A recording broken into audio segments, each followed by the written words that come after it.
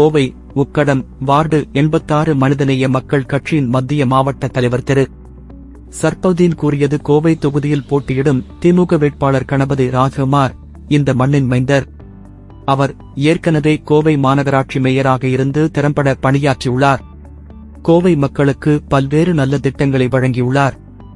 கோவை மக்களின் தேவை என்ன என்பது அவருக்கு நன்கு தெரியும். எனவே அவரை பெருவாரியான வாக்கு வித்தியாசத்தில் வெற்றி பெற செய்ய வேண்டும். இதேபோல் பொள்ளாச்சி தொகுதி திமுக வேட்பாளர் ஈஸ்வரசாமியும் சிறந்த பண்பாளர், மக்களுக்காக உழைக்கும் எண்ணம் கொண்டவர். அவரையும் இத்தேர்தலில் பெருவாரியான வாக்கு வித்தியாசத்தில் வெற்றி பெற செய்ய வேண்டும் என்றார். அகமது கபீர் 86வது வார்டனுடைய மாமன்ற உறுப்பினராக இருக்கிறார். கோவை மாமன்ற உறுப்பினர் திரு அகமது கபீர் அவர் கூறியது. இப்போது 2.5 வருடங்களாக இப்பதவியில் இருப்பதாகவும் கூறினார். இவர் மக்களுக்கு குடிநீர் பிரச்சினை, சாலை பணிகள் மற்றும் மக்களின் கோரிக்கைகளையும் செய்து கொடுத்துள்ளதாகவும் கூறினார். நமது முதலமைச்சர் மாண்புமிகு திரு மு.க. ஸ்டாலின் அவர்கள் தமிழ்நாட்டிற்கு மிக சிறந்த நலத்திட்டங்களை கொண்டு வந்து மக்களிடம் சிறந்த வரவேற்பை பெற்றிருக்கிறார் என்று கூறினார்.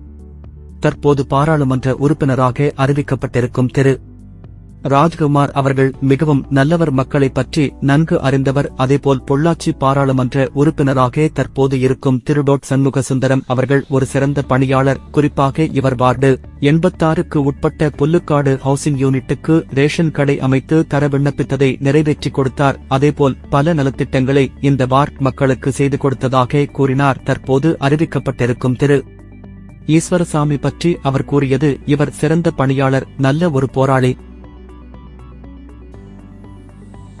ஒரு மாத காலமா ஒரு 10 நாளைக்கு ஒரு வர வேண்டிய குடிநீர் ஒரு 15 நாள், ஒரு 17 நாள் இப்படி தள்ளி போகுதே தவிர குடிநீர் பிரச்சனை என்னுடைய வார்டில் இல்லை. அந்த அளவுக்கு நம்ம தொடர்ந்து அதிகாரிகளை தொடர்பு கொண்டு நம்மளுடைய அந்த வார்டுக்கு தேவையான குடிநீர் பிரச்சனைகளை இன்னைக்கு காலையில கூட பாத்தீங்கன்னா ஒரு இடத்துல தண்ணி சரியா வரலன்னு சொல்லி புகார் வந்துச்சு.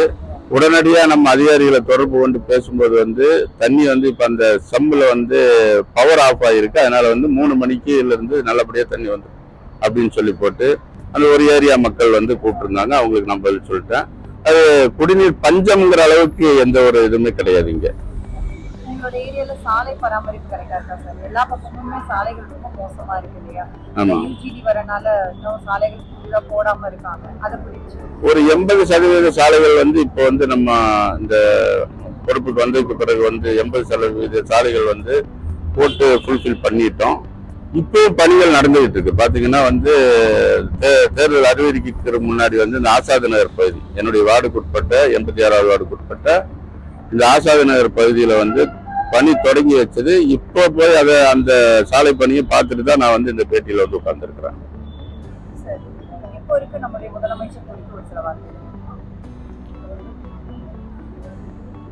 தமிழ்நாடு முதல்வர் மு.க. ஸ்டாலின் அவர்களை பொறுத்த வரைக்கும் தேர்தல் வாக்குறுதிகளை பல்வேறு தேர்தல் வாக்குறுதிகள் கொடுத்ததுல மிக சிறப்பான முறையில நடத்தி, அதாவது நிறைவேற்றிட்டு வர்றாரு. நல்ல சிறந்த ஆட்சியை கொடுத்திருக்கிறாரு. இதே போன்று எங்களுடைய சிறுபான்மை மக்களுக்காக பல்வேறு திட்டங்கள் அறிவிச்சு, குறிப்பாக சொல்ல போனா உலமா பென்ஷன், அதே போன்று பல்வேறு திட்டங்களை, நல்ல திட்டங்களை எல்லாம் கொண்டு மிக சிறப்பா செயல்படுது. நல்ல ஆட்சி நடக்குது. அதுல மக்கள்கிட்ட அவர்கிட்ட அவர் மேல எந்த விதமான ஒரு அதிருப்தியான ஒரு இதுவும் கிடையாது.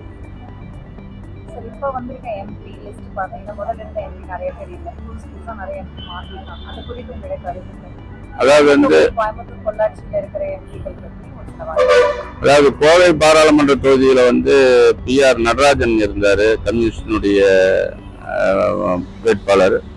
அவர் நல்ல சிறப்பான பணிகளை செஞ்சிருக்காரு. நல்ல மக்கள்கிட்ட எந்த நேரத்திலையும் அணுகக்கூடிய ஒரு நல்ல இந்த ஒரு MP-யா இருந்தாரு. இப்போ அங்க வேட்பாளர் மாத்தி இருக்காங்க. அங்க இவரு ராஜ்குமார், கணபதி ராஜ்குமார் அவர்களை அவரும் ஒரு நல்ல பணியாளர், களப்பணியாளர். காரணம் என்னன்னா அவர் ஏற்கனவே இந்த கோவையினுடைய மேயரா இருந்தவர். எங்களுக்கு நல்ல நெருக்கமானவர். அவரோட நெருங்கி பழகிட்டு இருக்கிறோம். நல்ல சிறந்த களப்பணியாளர். கண்டிப்பா கோவை மக்களுக்காக நல்ல சிறந்த திட்டங்களை கொண்டு செயல்படுத்துவாருங்க. எல்லாருமே வந்து டஃப்பா இருக்கும்னு சொல்றாங்க. அண்ணாமலை சார் இருக்கிறாரு. அது குறித்து உங்க எடுக்க அண்ணாமலை வந்து ஒரு பிம்பத்தை ஏற்படுத்துறாரு. எப்படின்னா வந்து மீடியாக்கள் மூலமாகவும் சோசியல் மீடியாக்கள் மூலமா அது இல்லாம வந்து அவங்க வந்து கண்டிப்பா வந்து வெற்றி பெற வர முடியாது. காரணம் என்னன்னா வந்து கடந்த முறை அதிமுக பாஜக கூட்டணியோட நின்று கிட்டத்தட்ட 1.25 லட்சம் ஓட்டு வித்தியாசத்துல வந்து நம்முடைய பாராளுமன்ற உறுப்பினர் கம்யூனிஸ்ட் தோழர் அவர் ஜெயிச்சாரு. இப்ப 2 பேரும் தனித்தனியா நிக்கிறாங்க. கூட்டணி பலம் இல்லை ஒண்ணு. ரெண்டாவதா வந்து அண்ணாமலையை வந்து அவருடைய பேச்சுக்கள் பல இடங்கள்ல மக்கள்கிட்ட முகம் சுளிக்கக்கூடிய பேச்சுக்கள் கூட இருக்கு. அதனால வந்து கண்டிப்பா அவரு கோவை பாராளுமன்ற தொகுதியில் அவர் வெற்றி பெற முடியாது. இந்தியா கூட்டணி வந்து இந்தியாவில் அமைஞ்சா மிகப்பெரிய ஒரு நல்ல திட்டங்களை வந்து நிறைவேற்றக்கூடிய நல்ல வாய்ப்புகள் இருக்கு. ஆனா வந்து பல்வேறு திட்டங்களை அறிவிச்சிருக்காங்க. இப்ப கூட வந்து அந்த தேர்தல் அறிக்கையில வந்து இந்தியா கூட்டணியில் இருக்கக்கூடிய நம்முடைய தமிழக முதல்வர் அவர்கள் அந்த இந்தியா கூட்டணி வெற்றி பெற்றால் என்னென்ன திட்டங்களை கொண்டு வருவோங்கிறத வந்து அறிவிச்சிருக்கிறாரு. கண்டிப்பாக வந்து அதையெல்லாம் நிறைவேற்றுவதற்கு எங்களுடைய மொத்த முழு பலத்தை நாங்கள் உபயோகப்படுத்தி இந்தியா கூட்டணியை வெல்வதற்கு நாங்க கண்டிப்பாக பாடுபடுவோம். ஆமாங்க, இந்தியா கூட்டணி வென்றால் அதாவது வந்து எப்படின்னு பார்த்தீங்கன்னாக்கா இப்போ நம்முடைய அதாவது இந்தியா கூட்டணியோட முழுமையான தேர்தல் அறிக்கை இன்னும் வந்து தலைமையிலிருந்து வரல. அதானே. ஆனா நம்முடைய தமிழக முதல்வர் வந்து இந்தியா கூட்டணி வென்றால் என்னென்ன திட்டங்களை வந்து அறிவிக்கிறோம்னு சொல்லி நாங்கள் வந்து கொண்டு வருவோம். குறிப்பா வந்து டோல்கேட் அதுல வந்து நாங்க வந்து ஃப்ரீ பண்ணி விடுவோம். மிக சிறப்பான திட்டம். அதனால வந்து பல்வேறு டோல்கேட்டினுடைய அந்த சார்ஜ் இல்லைனாதான் வந்து பல்வேறு அந்த தொழில் சார்ந்த நிறைய நிறுவனங்கள் வந்து இன்னும் வந்து விலைவாசியெல்லாம் குறையிறதுக்கு வந்து வாய்ப்புகள் இருக்குது. அது மிக சிறப்பான திட்டம். அதே போன்று வந்து மகளிருக்காக தனியாக சிறப்பு ரயில்கள் வந்து விடப்படும் சொல்லி போட்டு நம்முடைய தளபதியார் அவர்கள் அறிவிச்சிருக்காரு இந்தியா கூட்டணியுடைய அந்த திட்டத்துல. அதெல்லாம் மிகப்பெரிய வரவேற்கக்கூடிய திட்டங்கள்.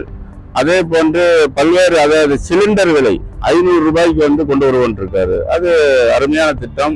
ஒரு இன்னைக்கு மாசமான வந்து 400 ரூபாய் இருந்த சிலிண்டர் வந்து இன்னைக்கு 900 ரூபாயில வந்து நின்றுட்டு இருக்குது. அப்ப அது வந்து 2 மடங்குக்கு மேல் வந்து அந்த இது தொகை ஜாஸ்தியா இருக்கு. அதையெல்லாம் குறைக்கும் போது வந்து மிகப்பெரிய மக்கள்கிட்ட வந்து கண்டிப்பாக வந்து அதனால வந்து மக்கள் வந்து எதிர்காலத்துல வந்து சிறந்த ஒரு பயனடையக்கூடிய வாய்ப்புகள் நிறைய இருக்கு.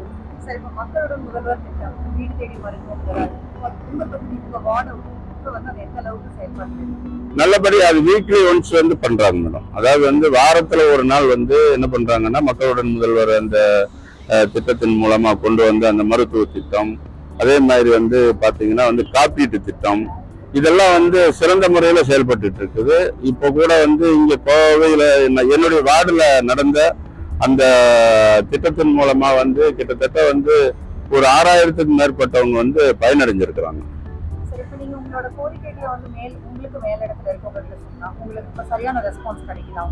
கண்டிப்பாக கண்டிப்பாக நல்ல நல்ல ஒண்ணு இல்லை.